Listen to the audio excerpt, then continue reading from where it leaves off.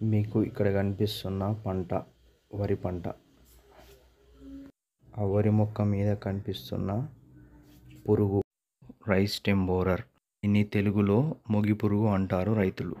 ఇది కలిగేసే నష్టం ఏంటంటే dead hearts and white hairs ఇంగ్లీష్లో అంటారు. తెలుగులో మాత్రం తెల్ల కంకి అంటారు. ఈ తెల్ల కంకి రావడం వల్ల లోపల బియ్యం ఏర్పడవు. దీనివల్ల చాలా నష్టం జరుగుతుంది. ఈ నష్టాన్ని నివారించడానికి నేను కొన్ని చిట్కాలు చెప్తాను మరియు రసాయనాలు కూడా చెప్తాను.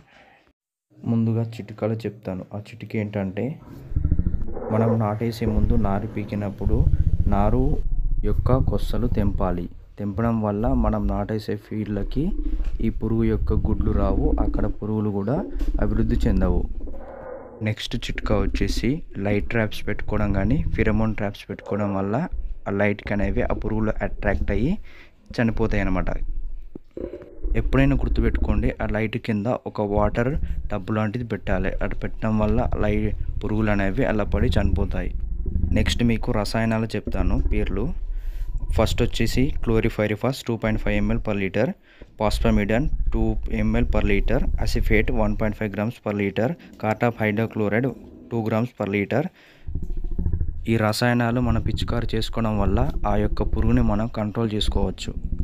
మనం ఒకటి గుర్తుపెట్టుకోవాలి, ఇక్కడ అటాక్ చేసేది పురుగు కాదు, దాని యొక్క లార్వా. ఆ లార్వా ఎక్కువగా అటాక్ అయ్యేది ఎప్పుడు అంటే టిల్లరింగ్ స్టేజ్, అంటే పిలకలు కట్టే స్టేజ్లో అంటారు కదా, పిలకలు కట్టే స్టేజ్ అని. ఆ స్టేజ్లో ఎక్కువగా అటాక్ అవుతుంది. కాబట్టి అప్పుడు నేను చెప్పిన రసాయనాలు కొట్టండి, ఈ పురుగును నివారించవచ్చు. అదేవిధంగా dead hearts and white hairs అంటే తెల్ల కంకి నివారించవచ్చు.